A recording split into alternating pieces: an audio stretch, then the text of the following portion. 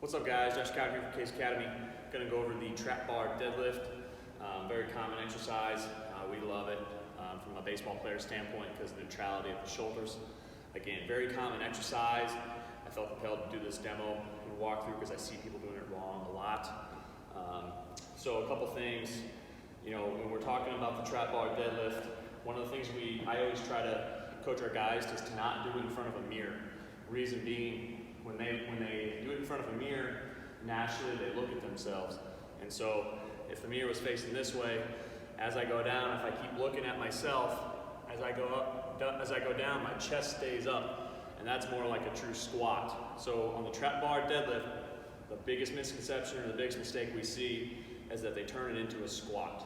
And we really want it to maintain a posterior chain activity versus a knee and quad dominant activity, which is a squat. So that's probably the biggest caution I have for that.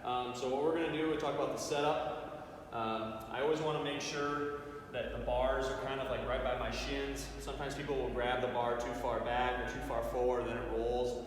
I always try to make sure my middle finger, my ring finger, are kind of right in the middle to make sure I've got a good even grip. Secondly, I see guys grab it and they go down like this.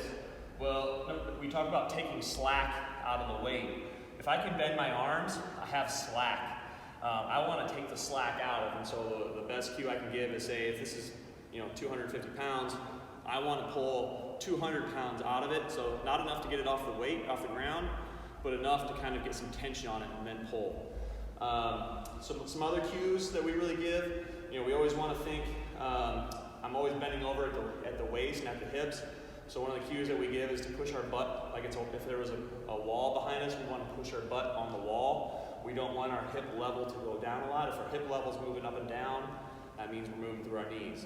Another one common cue we say is to, we want to squeeze OJ in our armpits. So if we have a band, a lot of time we'll have guys do, I'll just have them throw it in between their armpits and to clamp it down.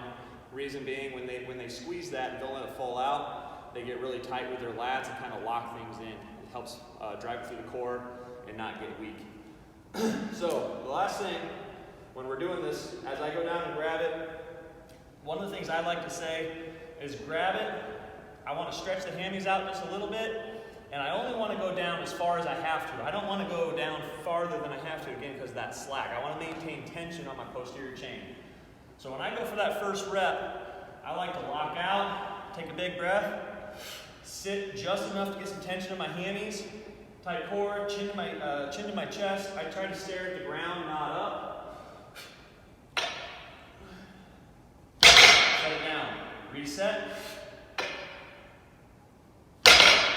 Reset. So that is the trap bar deadlift and a couple good coaching cues that we use to make sure guys are maintaining it as a posterior chain activity and not a quad dominant squat activity while maintaining good posture, good form, keeping the back healthy.